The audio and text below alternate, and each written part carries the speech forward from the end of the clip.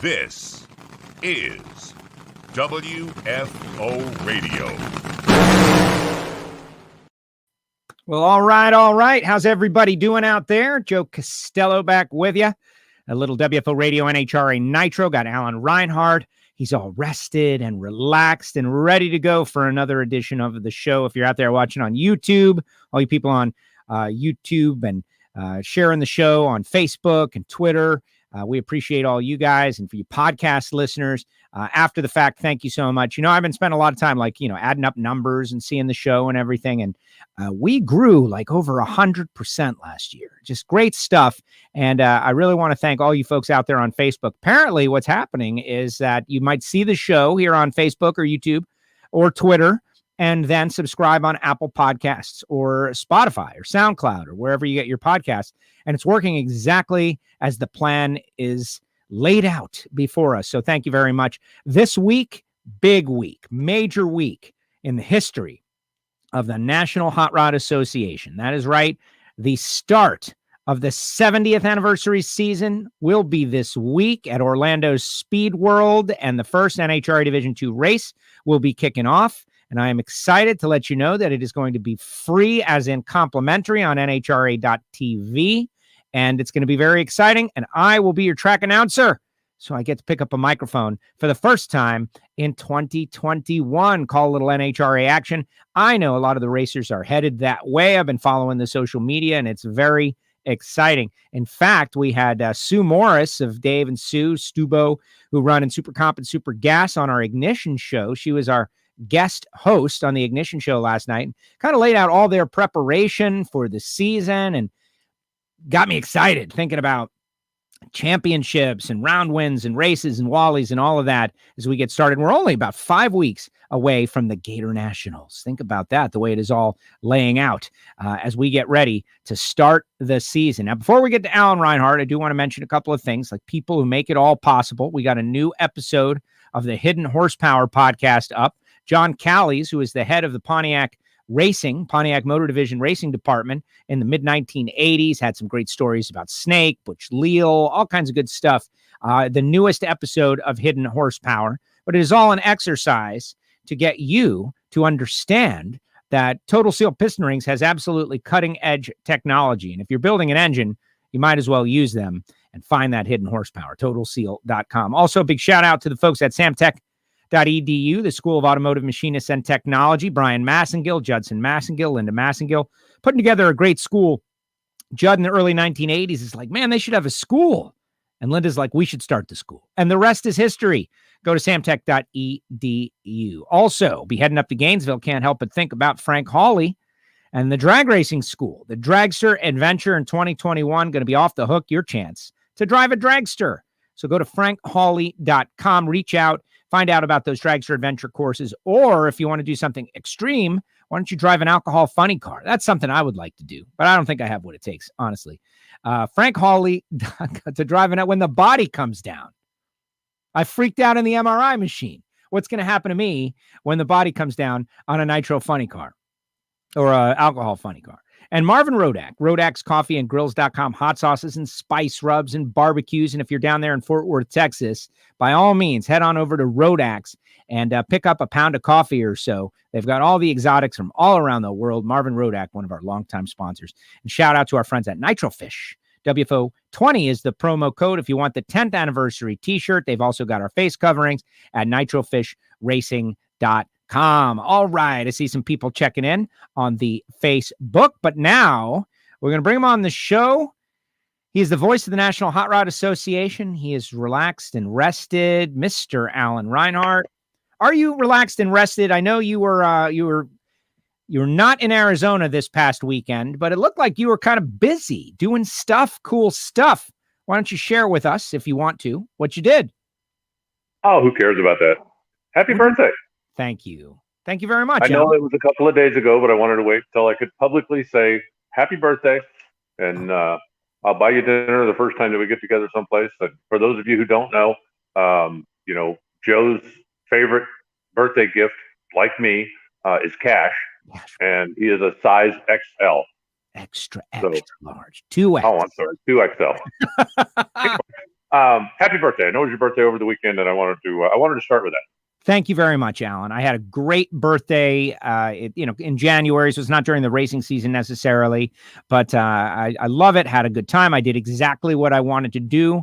Knocked out a personal project, put on some new front brake calipers on my drive around street car beater, if you will. It's not a beater, but it's my drive around, go to the grocery store car. Having some problems and swapped out some brakes, calipers, rotors, spent the day, had a great time. Hanging with my dad was really what it was all about. And that's what made it fun. If I was by myself, it would have been a job. Hanging with my dad, it was great times. And that's what I did. Friday night, went to dinner, had some beverages, did the whole thing. Really enjoyed it. Enjoyed the Rolex 24 off and on all day throughout the birthday, coming in and out. And from what I understand, that's a perfect transition to where you were. Yeah, I was there. I got an opportunity, got invited to come down and hang out, check it out. And I got to admit that, I'm not the world's biggest sports car racing fan, but You're I am a a racing sports car guy. And, it was kind of a bucket list item, and I think I got scammed. I mean, because, I don't know a whole lot about sports car racing, right? I get it. I know that, there's different classes that are running and different stuff. And so, but when I got there, they told me that once you're in, you're not allowed to leave, that you have to stay for the whole 24 hours. And it was freaking cold. And I mean, at least it didn't rain, but when they closed the VIP suite at midnight, don't open it again until 7 a.m. the next morning, they made me go outside, and I had to sit there in the cold all night long watching cars go by. And then somebody told me the next day that wasn't true, that I could have left and come back, but I think I got scammed. Oh my goodness, that is horrific. If that is in fact the truth, like that you stayed there the whole time and you were trapped. I was going to say what's possible now with various COVID restrictions and all. I was trapped at my house watching that. I woke up at 3 a.m. as I tend to do when the Rolex is on, and watched an hour, knocked out an hour. I was happy, rooting interest wise, pulling for Cadillacs and Corvettes. That's how I understand. And if you watch the end of it, it was heartbreaking for Chip Ganassi's guys. When 7 minutes to go. Yeah, I mean, whatever. It wasn't very long, and they were battling. I mean, the Wayne Taylor car had been out front basically most of the afternoon since I came back to the racetrack on Sunday. The Wayne Taylor car was out front most of the time. They'd swap around on pit stops and various things, but anyway, he really looked like the class of the field. And then the Cadillac ran him down, and they were battling. I mean, 5 or 6 laps. They'd be side by side, and then the Taylor car would get out in front of 10 car lengths or whatever, and you get in traffic and get real. And I mean, this is one of those, it's going to be fun to watch down to the wire. And then whatever there was left, 10 minutes or 8 minutes or something, and the Cadillac just shredded the right rear tire coming off of NASCAR turn 4, and basically you're going to come in and change your tire. It's just like anything else. You ain't fighting for the lead anymore. Yeah. And maybe in the first hour, not in the 24th. What's that? Maybe in the first hour, not in the 24th. Exactly. But it was interesting. It was the one thing that I couldn't do because of the COVID restrictions, and they had the competitors were basically in a bubble. There was a little bit, I guess, of infield access, even though I never went down to the infield. But I would have really loved to have an opportunity just to go up and take an up close look at the cars and talk to some of the the engineers or the guys and get to know a little bit more about the cars. But it was an interesting experience. And, if you know me, having passes for the Budweiser suite is not a bad place for me to hang out. And so enjoyed it. It was a fun weekend. And I could scratch that off the bucket list. I may go, if I got an opportunity to go do it again, I might go do it again, especially if I could get up close and personal with cars. But it was a pretty cool deal. The guys at Daytona, very good hosts.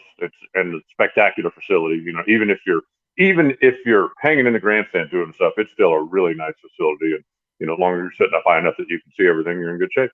The bar, yes. Well, they spent a lot of money revamping that stadium a few years ago, and it's really a cutting edge place where I think everybody that has a motorsports stadium should be shooting for some sort of similarity with Wi-Fi access and all that. They really thought of everything. Sports car racing, I've had some exposure. When I was doing the XM show, we would do Indy Belle Isle Grand Prix, and at the time, the American Le Mans Series would run with them. So I got to be up close with Corvette racing, and I think Johnny O'Connell was driving at the time. Cutting edge technology. That's the thing, is there, like, not that we don't have cutting edge technology, we do, but they are pushing the edge of automotive technology. For instance, the mid-engine Corvette, the R8, like, wow, what an amazing thing. And the Acura and those Cadillacs, it's on par with some of the stuff you see in Formula One. And so that's interesting. You would have really enjoyed yourself if you had gotten to go down into the paddock area, but that's a good reason for you to come back, right? That's a good experience. See, for me, I just think, once upon a time, 24-hour racing was about, can you make it 24 hours? And now it's not about that at all. It's a 24-hour race that could be decided by a very narrow margin. And all of those things that happen in the 24 hours is what make the difference. And to me, that's it's just so different. Endurance. Yeah, and it's the technology. It's like anything else. The cars don't blow up nearly as much. I've been a NASCAR follower for years and years, and when's the last time somebody had to drop out of Martinsville because they burned the brakes off the car? That used to be a standard thing, right? Oh. And burning up rear gears at Martinsville or at Bristol or one of the short tracks, it used to be a standard thing. But the technology's gotten to the point that breakage isn't nearly as big of an issue. So now it's how high a performance level can you maintain for that period of time. And it was, like I said, it was interesting. There were a few things that I think I picked up. Like, it takes a lot of time to put gas in those things. And I don't know if it's by accident or by design, but I kind of got the feeling that they did that it's by design is what I'm thinking. Because if it takes 20 seconds to fill it up with gas, then you don't have to have a $2 million pit crew that can get you out in 11.8. Right. Right. I mean, they pull in, they change the tires, they make whatever adjustments they're going to make. It'll, clean the windshield or do whatever, and then they're still waiting for gas. So that, and I think, it looks to me like a really good financial saving thing if it's really by design. Like I said, if it's going to take this long to put gas in it, then you don't need a NASCAR type pit crew to get you a tenth of a second coming out of the pit. So there was that. There was just some other kind of interesting stuff. I read a little bit about some of the different things, and even though like the DPI cars all look the same, they had naturally aspirated engines, they had turbo engines. I think the one of them was even a turbo V6, if I read correctly. And it was really interesting. Some of the cars, there were a couple of cars that just by sound you could pick out, and it's like, yep, that's the Wheeling car coming, and for whatever reason. But the fact that, and that's why I would have loved to get down and get closer and actually get a look at the cars and see what exactly it was that I was listening to. But it was an interesting experience. It was fun, and bumped into a couple of familiar faces here and there. But all in all, it was a weekend well spent. If I was going to do that or sit around here and sweep the shop, then I think I made the right choice. I agree. Oh, look, Mike Paz is out there. Those two teams have historically battled hard in the past Rolex 24-hour races. And Mike Paz, I know you, Mike Paz. He reached out to me to say what's up to you the last time he was on. And now the three of us are kind of on the screen together. What's up, Mike Paz? How are you? Also want to give a shout out to Kev. He's probably snowed under, right? Anybody in the Northeast is snowed under right now. Can you believe it? Like the nor'easter dropping feet and feet of snow on top of everybody. And look at poor Alan Reinhart, guys, wearing his T-shirt in sunny Arizona. And Joe Castello, what a jerk. Meanwhile, Kev is over there. Fair, yes. I didn't put the top down on the car on the way to work today. See? I might at lunch, but I didn't on the way in. It's just too uncomfortable in the morning. I agree, Alan. This morning, actually, my new car has neck warmer, so that's not so bad. All right. Yeah, 48 this morning here in Florida, and it was really, it was kind of brutal. Kev is our newest Patreon of the show. Thank you very much, Kev. He's getting ready to watch the SpaceX launch. All kinds of stuff going on. Now let's start off with. Well, first of all, today is Groundhog Day. So for all you folks out there who are being snowed upon, I don't know what he saw, the shadow or not, but winter is still going to be a couple more weeks, folks. But we are starting racing in Orlando Speed World this weekend, the first points race of the 70th anniversary season of the National Hot Rod Association. They call it the Winter Warm-Up, and it's divisional racing, no alcohol cars, but we'll have comp eliminator, stock, super stock. And from what I know, a lot of people are headed that way. Some are headed that way right now. Yeah, I think that it should be a good time. I can't really weigh in on that. It's your event. You're going to be there. You're going to be the one following the action and taking care of everything. But no, I'm looking forward. You're a third-party validator. You're a third-party validator. Talk about what a big event is, and then I'll just be there. Okay, well, I mean, if I'm not there, how big an event can it really be? But, oh my gosh! Okay, I get it. No, it's going to be good to get cars back on track, and I think that it's really cool and a tip of the cap to the powers that be at NHRA for putting it on .tv for free, because there are a whole lot of folks that have been sitting around a long time waiting to see cars go down the racetrack. And yeah, okay, I get it. You're not going to get to see funny car and you're not going to get to see pro stock. But if you are a fan of the sportsman cars and, what I like to call the real cars, right? I love stock and super stock just because the real cars are out there. I think it'll also be interesting to see. I don't know for a fact, but I would be willing to, I would certainly think that there may be a factory showdown team or two coming down there and entering stock eliminator just to make some test hits and get ready for their opener coming up a little bit later on. But no, it's always a great event when you get to just go out, knock the dust off for the first time, and really stand on the gas. And that's when you find out if all the stuff you did over the winter was positive or non-positive. And let's dive into that. I can think just anecdotally, and I'm doing some of the research now just so I'm prepared, but people who come out of the box hot get a leg up on the championship. And there have been several times where certainly a division championship, but even the world champion is someone who won one of the first two races. And so, maybe other people have got a little rust, or maybe they're not as prepared as some people, but this is a good time. Being prepared, though, what does that take? Give us a little perspective from what you've learned over the years. All right, you haven't raced in 3 months. You're going into your first race, and everybody is in the same situation. What are the things to be up on?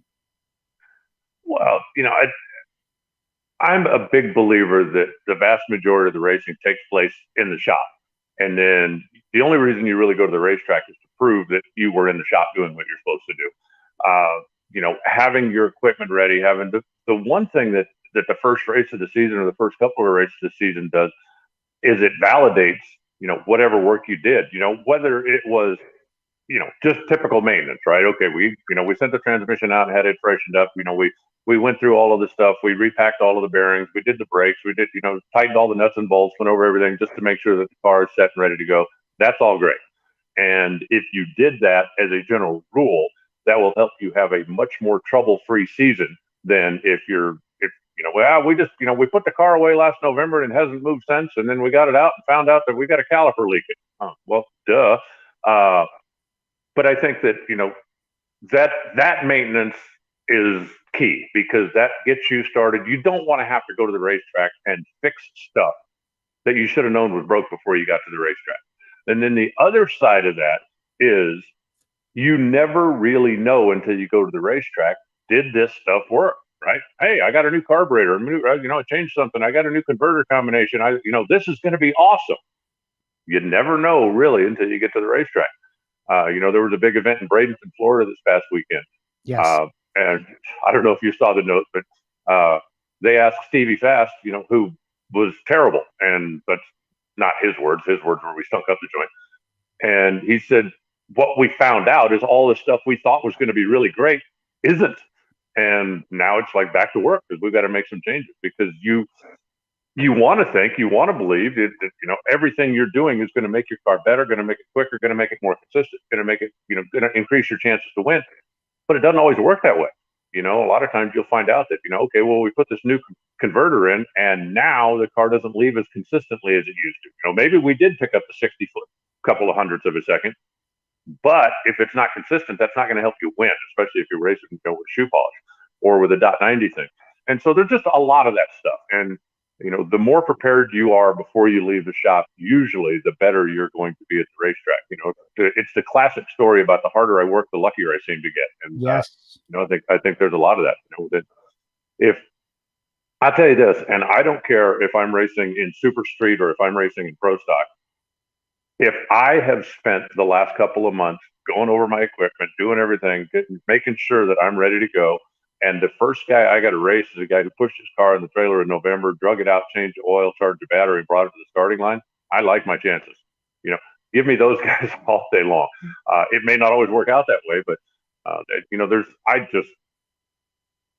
if you do the maintenance and you do the regular routine stuff at home when you have time, that's going to make your race weekend generally a whole lot smoother when you get to the racetrack. There's a whole bunch of cliches about luck and preparation combining, and I agree with that. Hey, you did mention Bradenton, though. They had a huge race, like many NHRA pro mods were down there. Jim Halsey wins over Todd Tutterow in the final round. But the real story of the race, though, is we lost a member of our drag racing community, and I didn't know Dave Stone, aka Chappie, personally, but he worked at Bradenton for 15 years. So while I didn't know him personally, I have been lucky enough to know many people who do that, like the track worker who is, let's face it, not quite volunteering, but the amount of work and effort and time and commitment they're putting in compared to like the salary, nobody's doing it for the money. They're doing it for the love of racing and the racers.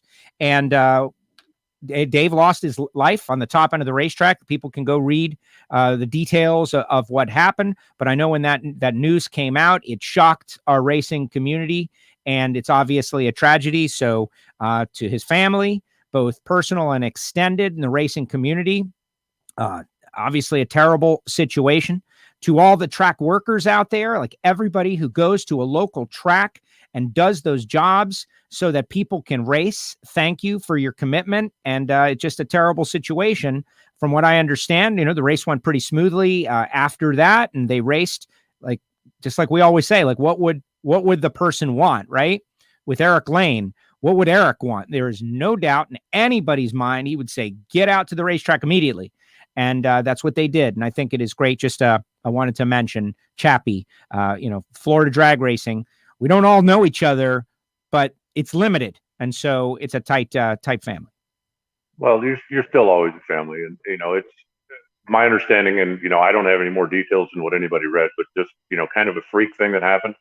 And it's awful. It's a reminder that, you should never turn your back on the racetrack or on a race car when things are happening, and that, you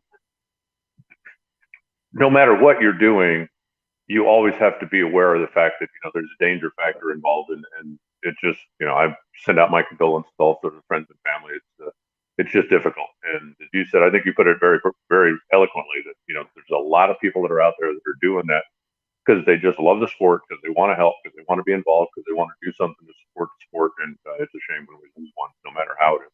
Yes. Yeah. And, I did my Joe Goes Bracket Racing video the other day that I put out on YouTube. And honestly, in the filming of that, there was a moment where I did turn my back on a race car, and I felt like, the white stripe going down my back. Like I knew I had made a mistake in the moment, and I got away with it, and that's fine.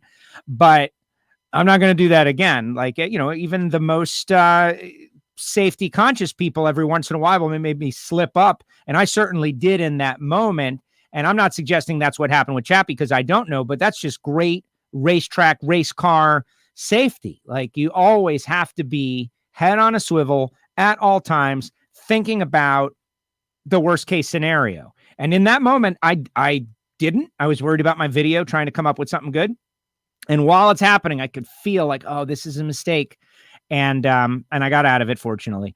But just something good words, good advice, good things to think about for everyone. We've got people doing social media out there. Everybody's got their job, but it's a race car. Anything can happen. Kind of like working with like wild animals. Anything can happen. Yeah, it's heavy equipment moving at a high rate of speed, and if something goes wrong, it goes wrong in a hurry. So as we've talked about before with things, every once in a while you get a reminder that we're not playing with yarn balls. We've got, as I said, heavy equipment at a high rate of speed. And so you just always have to be paying attention to your environment, what's going on around you. And it just, as I said, it's terrible when we lose a member of the family, whether it was a close friend or whether it was just kind of an extended member of the extended family out there, it's still the brotherhood of racing that suffered a loss this weekend. I hate it for all of his friends and family. All right, got some questions coming in, but I want to talk about a few other things. I don't recall so much has happened between last week's show. We had Megan Meyer on, we had Doug Coletta on, just some really great interviews. But Scrappers Racing, the announcement that they are going to be back. They're back in Gainesville. They're back. There's a nice interview with Brian Hewson up on NHRA.com. That was a welcome announcement. I don't know if we got to go into it deeply last week, but Mike Salinas and his family have invested so much in drag racing over the past 3 years. I was wondering, are they coming back? And they are coming back. So that's good news. Yeah, I think my understanding, it was always the plan that they were going to come back. They intended to race last year. They were going to sit out the beginning of the year because Mike has got some stuff going on in the business that he just has to have his hands on. And, there are business deals that are big enough and most importantly, that you have to tend to personally. There are things that you go, yeah, my guys will take care of that, or my staff will look it over. But there's things that, when you start working with the numbers and the stuff that he does, that you just have to be there personally to make sure everything gets taken care of. And then when the COVID crisis hit, they decided, you know what, we're already not running for the championship. And everything's up in the air. Let's just drop back. But I think they were always planning on coming back. It'll be good to see him back out there. Will Gianna now come in as the, is she still on a winning streak? Does that count? Yes. That's I think she's on a personal winning streak. Yes, she's going for 2 in a row personally. I think that is great news. And Megan last week was let me tell you, she knows how to filibuster really well, because I was leaning on her. I knew they had the big driver announcement. I had a good idea who it was going to be. I tried to get her to crack, and Megan Meyer Lingner did not crack. Rachel Meyer is going to take over the driving. That was announced yesterday. And that is so great, because Rachel is, she considers herself like a bracket racer. She loves top to bottom, every layer of this sport. Now she's going to get a shot in that car that's obviously championship caliber, having won back-to-back, and the Meyer sisters get a chance to go for 3 in a row. I think that's great news. I think it is too. And, I love Megan and wish her all the best. Rachel is, more of a hands-on, more, I don't want to say, not afraid to get dirt under her nails, because Megan certainly would pitch in as well. But Rachel was always like I said, more of the hands-on, more of the mechanical of the 2 sisters. And I think it's going to be great to have her have an opportunity to get out and run for the championship. She has driven the car before. She's had success. It's not like, she's never put the helmet on. But I think it's going to be interesting. And I think if you were a Megan Meyer fan, I think that you're going to just love Rachel when you get to know her a little bit, because even though the sisters are quite different, there's still, an awful lot of family resemblance, family familiarity there. So if you were a Megan fan, I think that you're really going to love Rachel when you get to know her a little bit, and you'll still have somebody to root for. So it should be interesting, for everybody else in an alcohol car just went, but yeah, that's not going to get any easier. It's good for us professional fans. Well, exactly. And that car and team and their NGK sponsorship is going to continue. Ron Capps, obviously the announcement about Ron Tobler puts that team into question. He has teased some big news, and if you follow the personnel that's there, that's gone, et cetera, and so on, I'm excited for when they announce the crew chiefing combination or whoever will be making the decisions on the Napa car. But Capps is teasing some crazy paint schemes, man. Whatever the audience picks, they're all wildly different. I know I picked in a couple of choices that were very different than everybody else, but I'm expecting Ron Capps crew chiefing news this week. He tweeted it out. Big news this week. I'm guessing that's what it's going to be. Yeah, I think those guys are pretty excited to get the season started as well. And, I think most of us insiders have got a pretty good idea what the news is going to be, but it's not up to us to bust their bubble. So we'll just wait until they make the official announcement and get it out there. I do like the fact, though, that they're getting out in social media and doing some engagement, doing some other things. I think Cruz Pedregon really has kind of run away with that. He wins. It's over. Yeah, I mean, if you're not having your race car on the track and you're not having your billboard go up and down the highway, and you're not, what do you do to keep the fans engaged and to keep people interested? And whoever's in charge of doing that over there for Cruz Pedregon, I think he's certainly the off-season champion.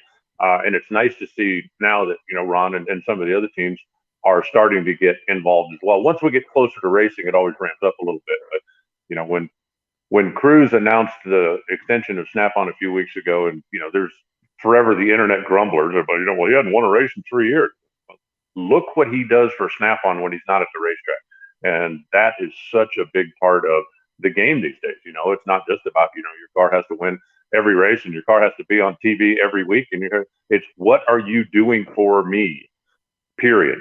And if your car's not on the racetrack and you're still delivering, then that's what a lot of the sponsorship stuff is about. That's a big reason that Ron Capps has got Napa and has for so many years, because of what he does. I think I don't know this for a fact, but I think Ron Capps probably spends more days on the road for Napa when he's not racing than he does when he's racing. Because how many times have you bumped into him in the airport? Looking good. Yeah.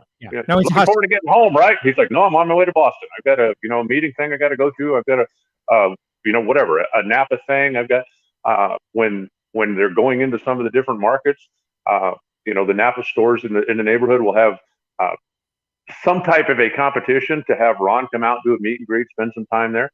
And he spends a lot of time out there making sure that his sponsors taken care of when the race car's not on the racetrack. And that's how you keep sponsors. You don't do it by going, hey, look, I won the race last week, or No. Hey, you've got to do a whole lot more than that. Well, there's a big deal in here about Capps, obviously, and for people who haven't checked this thing out just yet, it's really great. But Snake talks about Capps and how his demeanor with the sponsors and how hard he hustled and how hard he worked, about multiple layers, sponsors dream, that kind of stuff. And to think that Capps is not only still going but still thriving as one of the largest, longest running relationships. And I think about Cruz in the same way. And Alan, I come out of a talk radio background for many, many years, prior to focusing strictly on motorsports as we are now for the most part. And many of the great ideas that happen on talk radio shows, whether you think about Howard Stern or whoever you follow, are things that happen organically on the air, right? And so I think we just had one and we're going to do it. So now in the future, we've just created the inaugural, right? The Joe Allen WFO Winter Break Social Media Award. Who does the best job between the final race and the first race between them? Who owns that territory for any given year? And I think it's going to be hard to beat Cruz Pedregon in the remaining couple of weeks. And so why don't we just crown Cruz Pedregon the winner of the inaugural WFO Winter Break Social Media Award? What say you? Cool with that? How come you got top billing? You said the Joe Allen Winter Break. Because I'm on the left. It was my idea. But it's on the left of the screen. Joe Allen. Yeah, there's me. There's Joe. And then over on the right side of the screen, there's Allen.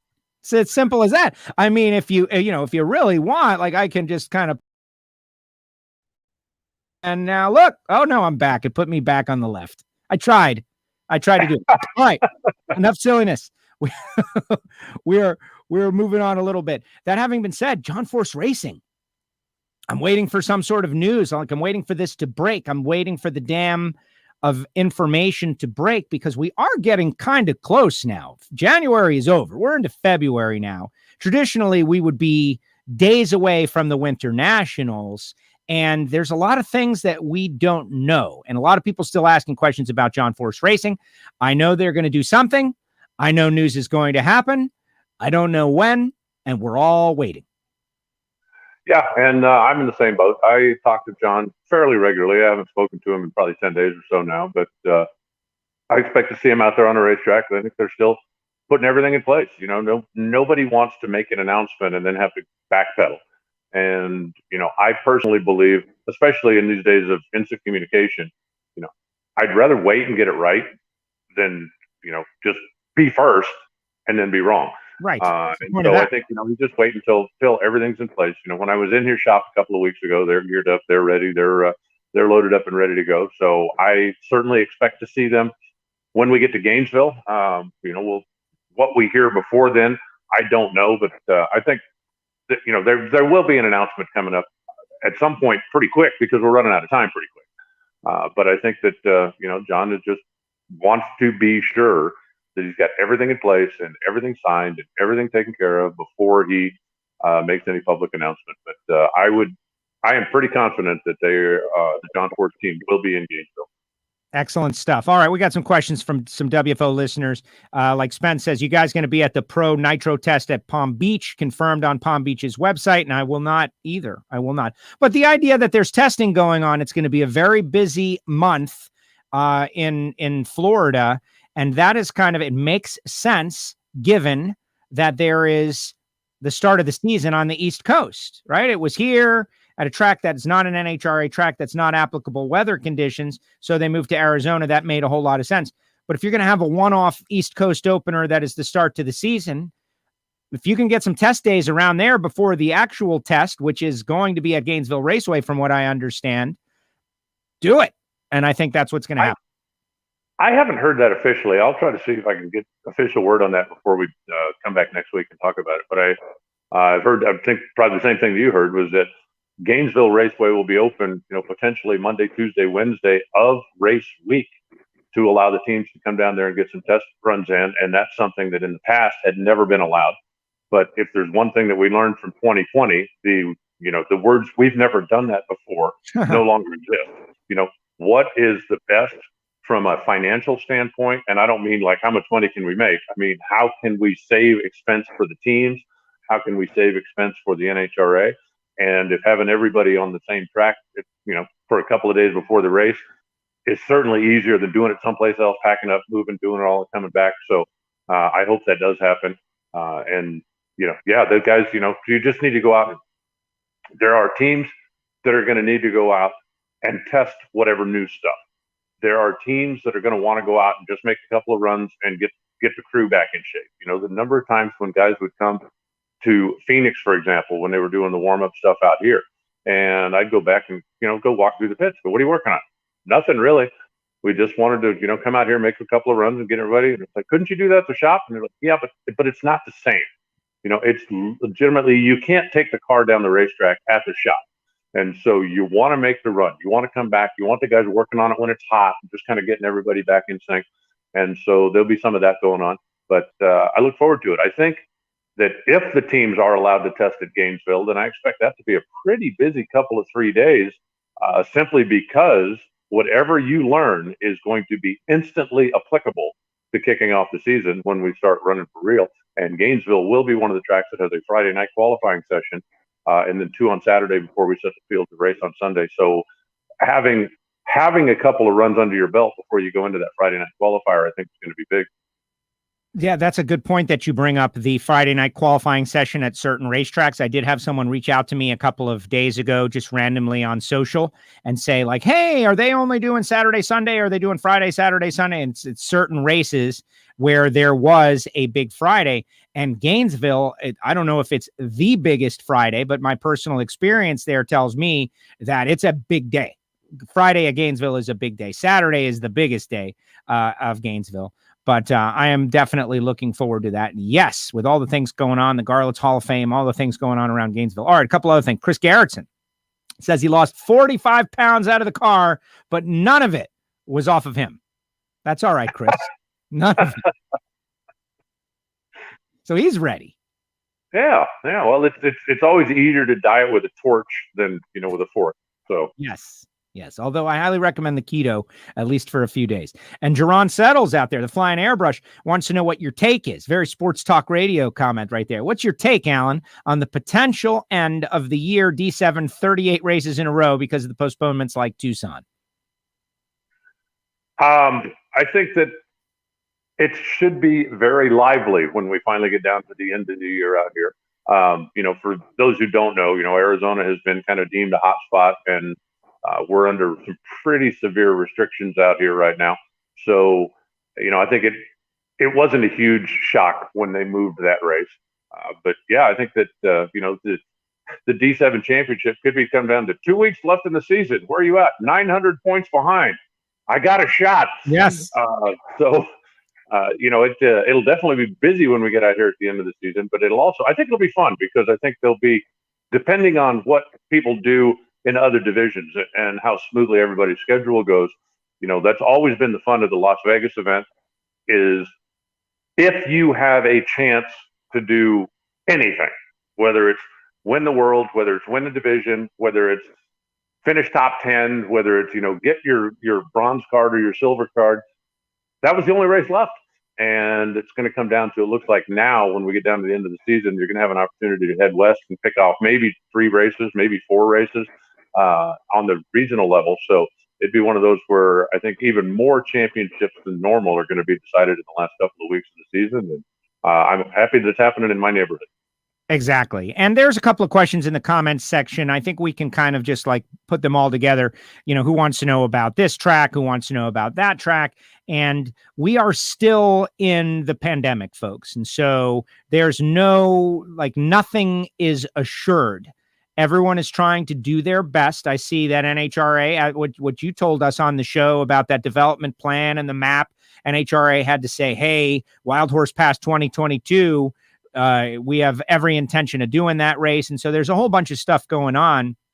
And, we just don't know about flare-ups in certain areas and the decision that local government is going to have to make with public health. What I will say is this. I read in the a headline in the New York Post that said now there have been more people vaccinated than have contracted the virus, which is an interesting, does it mean anything? I don't know, but it's an interesting tipping point.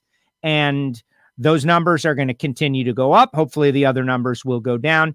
And at some point, as soon as is possible, we can get back to something that we recognize as nearly normal. And like Alan said earlier, we haven't done that before, is off the table. We are now super flexible and adaptable, and we know how to improvise and we know how to move ahead and maybe even make things better.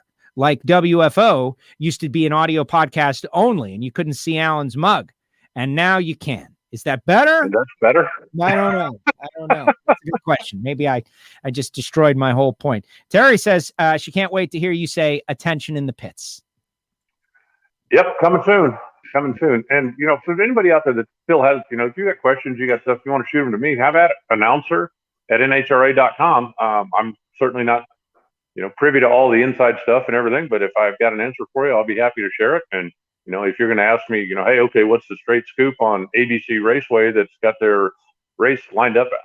I don't know, along with everybody else. I know, I've got tickets, I've got reservations. I'm planning on Gainesville. I'm planning on Atlanta. And, there's a lot of the other stuff that is still kind of in flux right now. So we're just like everybody else, we're kind of waiting and seeing. Exactly. All right, we're getting ready to wrap up. If you got some thoughts, Alan, please throw them out there. But I do want to ask you about our guest tomorrow, who is our Vortex Superchargers Top Dragster World Champion, Anthony Bertazzi, who also was a division champion and Top Dragster. And we're going to have him on at noon tomorrow, first a little earlier than normal. But Anthony's got to get up to Orlando, and he wanted to do noon. And I said, yes, that's the flexibility of WFO. This guy is one of the greatest of all times, like 18 championships, 2 in NHRA, 16 in IHRA, has all kinds of crazy stats. I've heard you mention that he never sells a car. I'll ask him about that.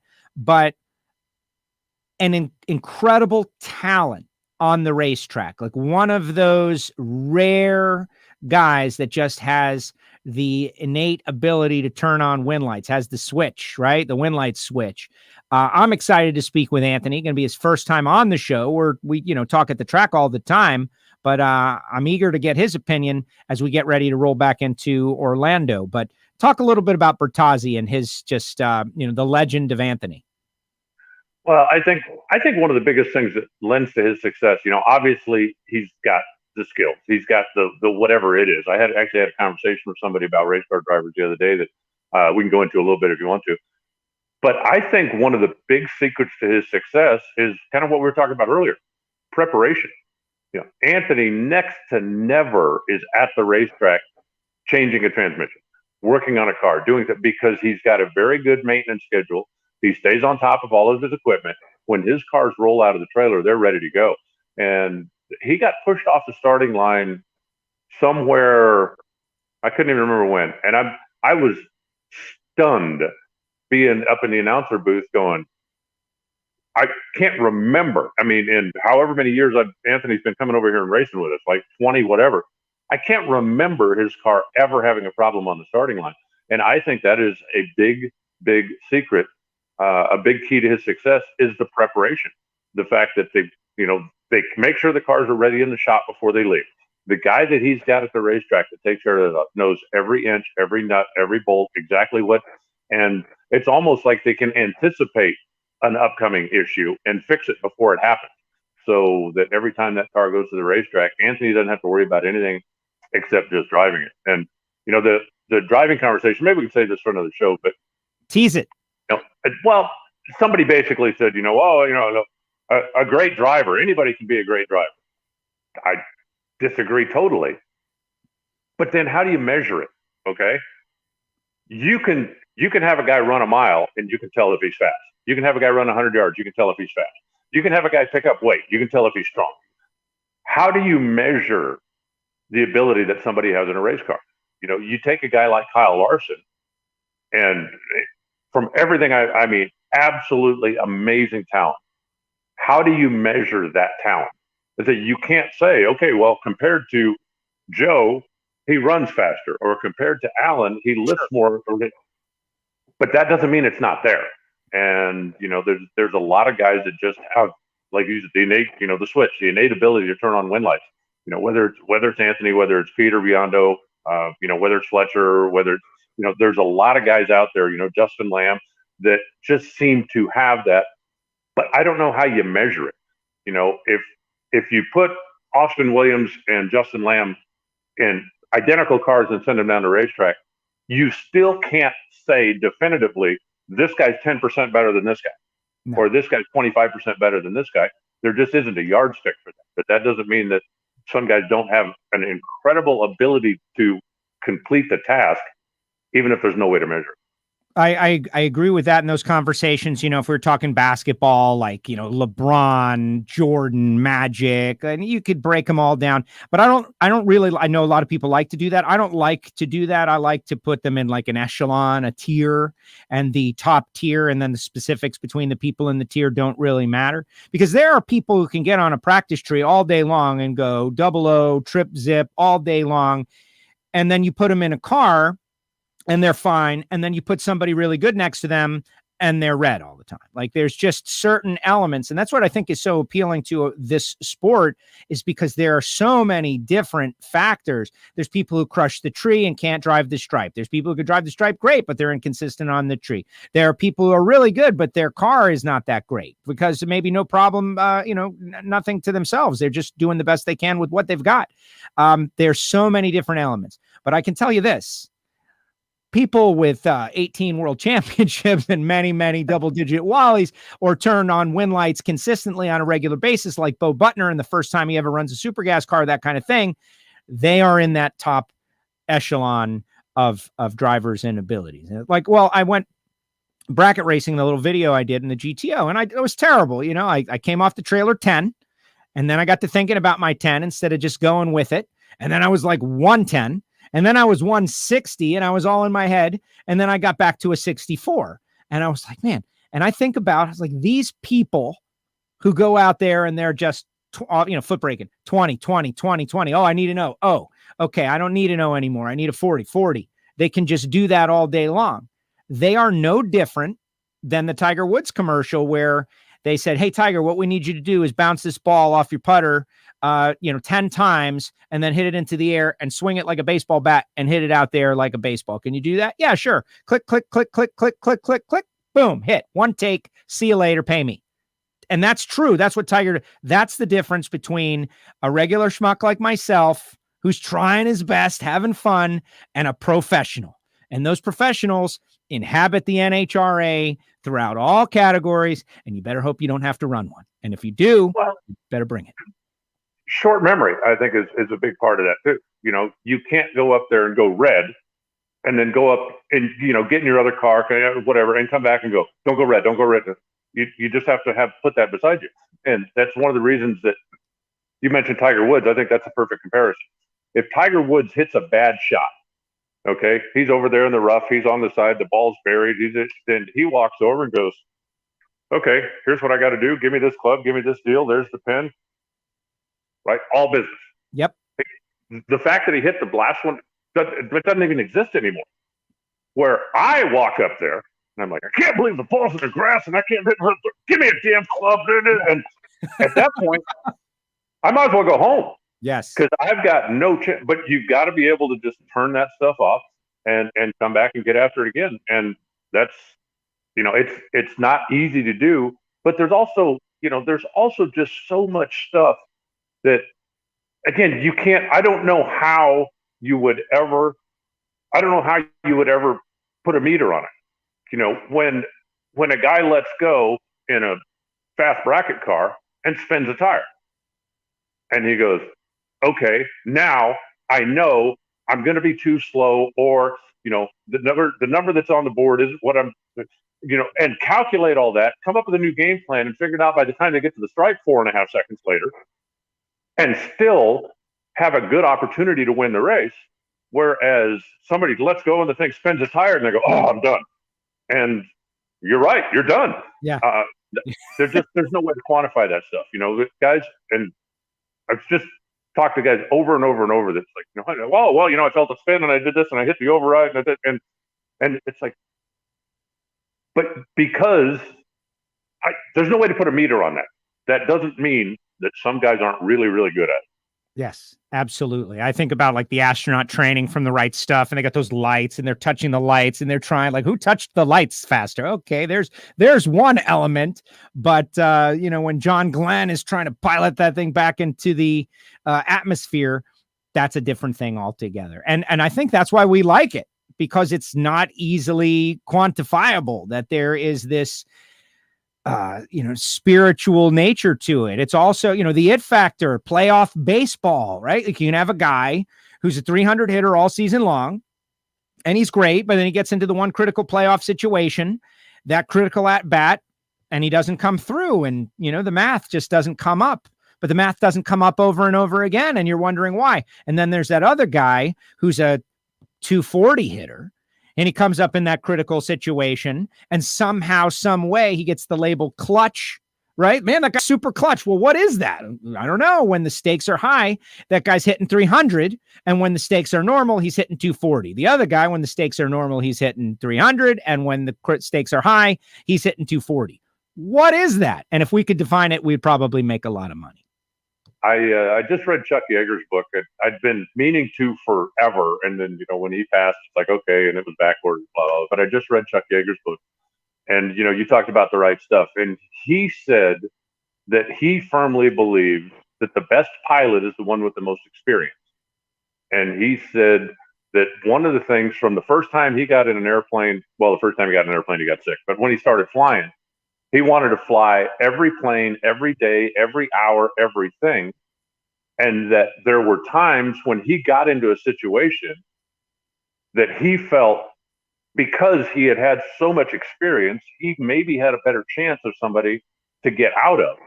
And, one of his great quotes is that, what made him a great pilot was that he always made sure he lived to fly another day. And that there's times when you just go, this is not a good idea, forget it. And I think that's part of it also. When you look at a guy, whether it's Anthony, whether it's Pete, whether it's Jeg, whether it's that go out there and race, they're going to be better than a guy who goes out 3 times a year just to play on the weekend. That doesn't mean that they are always going to beat that guy, because that guy can certainly step up and get him at any point. Sure. But the guy that has all that experience has an edge. I don't know how you measure it, but I know it's there. That's it.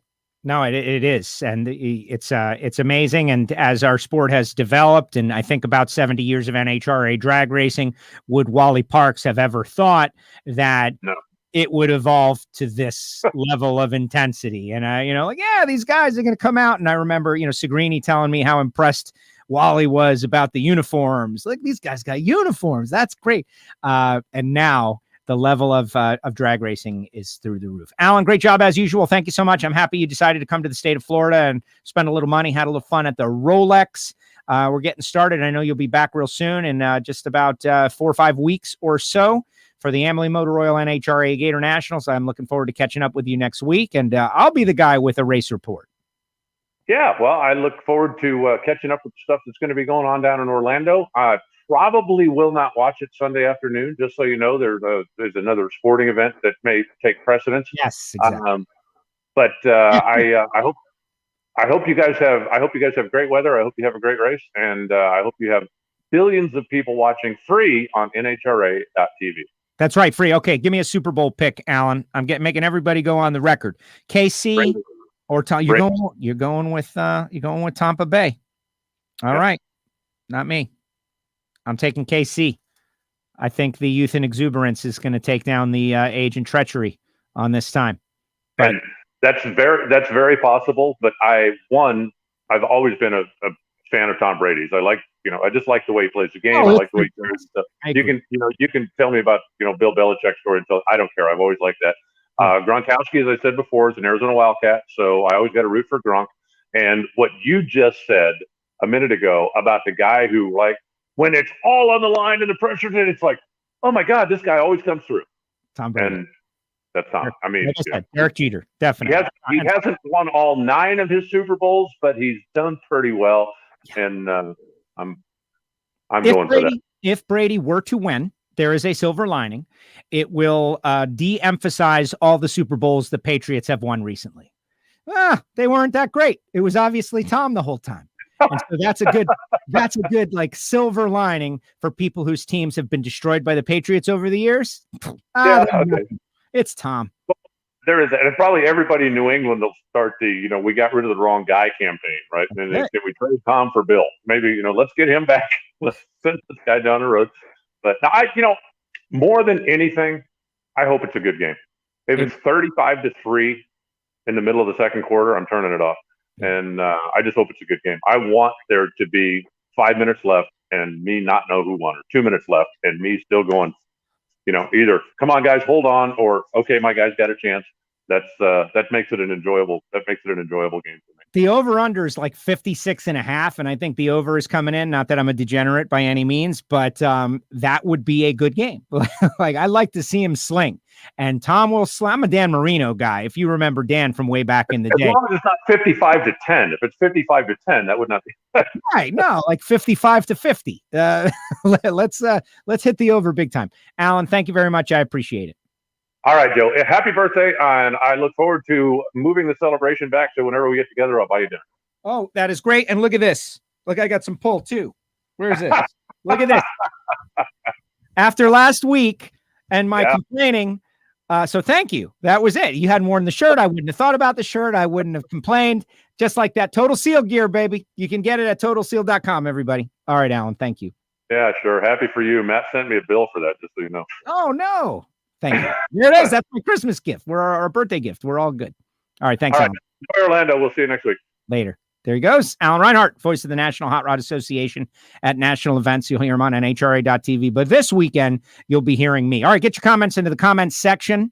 And it's free. And I saw a lot of inaccurate information out there. Just the negative people. Oh, well, they're only giving this one for free, and really they're all going to cost a bunch of money, and you got to sign up. Like, guys, that kind of negativity made me go back to the people that bring me in and like, hey, what's the story? Divisional racing, complimentary, national event racing, you got to get a membership. That's what I have been told. And so I think it is a great news. All right, we're going to get out of here, but I do want to mention TotalSeal.com. Matt Hartford, Keith Jones, Lake Speed Jr., these guys, big supporters of WFO Radio. We got the Hidden Horsepower podcast. If you could all go to Apple Podcast and subscribe and write us a review, that would be great. Great episodes, like lots of information about engines and ring seal and technology, but throughout, incredible stories. Tom Martino telling the story about Warren Johnson, like slipping him, trying to get him drunk, like fun, funny stuff surrounding all kinds of great information. Hidden Horsepower, Apple Podcast, Spotify. But if you're an engine builder and you don't need that to learn that Total Seal is making the best rings out there, then just go and get them. TotalSeal.com. Also, Marvin Rodak, RodaksCoffeeandGrills.com, the hot sauces and the spice rubs and everything good. Grills, if you're down there in Fort Worth, Texas, swing by Rodak's, 817-924-6821. And I saw one of our listeners, this guy, Jim, I think, who has become a WFO super listener. NHRA TV, best bang for the buck, especially if you like sportsman racing, no doubt. I think he just ordered a little Rodax. I think people are starting to order Rodax for the first time on the other side of 2021. Thank you very much for doing that. Also, samtech.edu, the School of Automotive Machinists and Technology. Start your education at full speed. All you young people out there, if you want to enter this engine building, machinist, CNC programming culture, they're the best way to get started. And definitely our friends at frankhawley.com, at Frank Hawley's Drag Racing School. Frank and Lana, and doing a great job. The Dragster Adventure, you could drive a dragster, you can be on point, you could drive an alcohol funny car, you can do all of it. Gainesville Raceway or the Dragster Adventure, they travel around the country. So they come to you and you can test your mettle and see how good you are. Like, could you hang with the likes of an Anthony Bertazzi? Also, WFO store in full effect. Go to WFOradio.com, check out the website, cruise over to the store, and you could get yourself a face covering. You could get the new WFO t-shirts, which are for Patreons only. It'll take you to Nitro Fish for the 10th anniversary t-shirt. And we've got all kinds of cool Amazon products in there. The WFO store. Not all are related to racing, by the way. Some interesting stuff that I like. And big thanks to the folks at Nitro Fish Racing. They got a new website, nitrofishracing.com. All right, final comments, and then we're out. Let's see. Okay, picks for the game. You have 20 seconds to put your picks for the game in the comment section. Simple as that. Let's see. And Alan will like this a week after starting line worker. Oh man, that's an old comment. So I want to get off of that because it was just a very negative thing at the start of the show. The difference between a driver and a racer. Yeah, that's a big part of it. We aren't running on Sunday. No, we are not. I wasn't gonna go into that. But yes, Friday, Saturday. The broadcast is on Friday, Saturday. Watch it then. We don't want to be racing on Sunday. We're going to watch the Super Bowl. Let's see. Brady and Gronk. There it is. There's a pick for the Bucks. Let's see. Gene, treachery. That was hilarious. You hadn't heard that one? Yeah, man. Those old people use their experience, whereas young people have all the enthusiasm. Bucks win by 3 scores. Really? I guess. Good show. Thank you very much. Jerron, glad to hear you'll be on the mic in Orlando. I will come out one day and say hi. Yeah, please do. Come on out. Everybody wearing your masks, please. Wear your masks when you're around me, at least. Great show today. Thank you very much. Gene says, thank you for the WFO mask and stickers. If we have to do the thing, I'm flying the colors. Yes, that's it. Just wear it.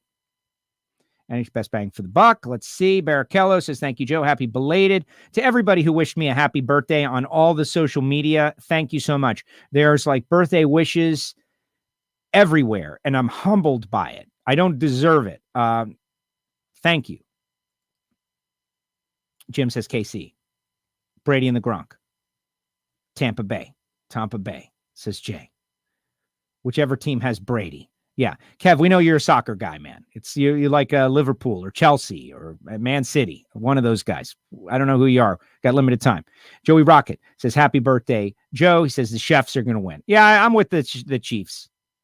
I like Patrick Mahomes. I like the way he plays, and I think they are capable of scoring like 28 points in 3 minutes. Exactly, a safety and 2 field goals. There it is. Stubo says it's the Chiefs. That's right. And if you don't get the chef's joke, well, that was one of those commercials from back in the day. The guy's painting the end zone, and he leaves out a letter and go chefs. All right, that's going to do it. Thank you very much to all you WFO listeners out there. Really appreciate you. Big thanks to Kev and the new Patreons. You know, the Patreon squad, you can get us on our website, WFOradio.com. It's like a VIP listener club. And Kev is on board, and it was funny to see like the membership come in euro. Like, whoa, euros or pounds or whatever it is. I don't know what you guys are doing over there right now, Kev. Like, pounds is euros. But it was really cool. They get Monday Motivation. Kev, you will get a special welcome interview. They are all getting. I mean, it's not as cool as the Total Seal. But all the Patreons are going to get the WFO Radio t-shirt. Patreons are going to get them first, which is kind of cool. And look, Kev puts up some sort of weird hieroglyphics. Look at that. Some sort of hieroglyphics of some sort. I don't know exactly what that means. We don't know what that is. It's an East Coast thing. It's a Snickers commercial is what it was. The chefs. And thanks to the Patreons for supporting the show. The Ignition Show is in the archive. It was the big birthday celebration for Giovanni in Miami. We also said goodbye to Screech from Saved by the Bell, Dustin Diamond. We talked about a whole bunch of topics, very few of which were related to racing, but some were. Rolex 24, good to see Alan was at the Rolex in Daytona. Love when everybody comes to Daytona to hang out. I am about 3 hours south of that or so. And just super excited about this weekend of racing. And all you Lucas Oil Series racers, if you're out there watching and you want me to know something about you, get me on Twitter at WFO Joe or Facebook. You can direct message me through WFO. I want to make sure we got you hooked up and right for the big broadcast Friday morning on NHRA.tv. Anthony Bertazzi tomorrow at noon. See you then.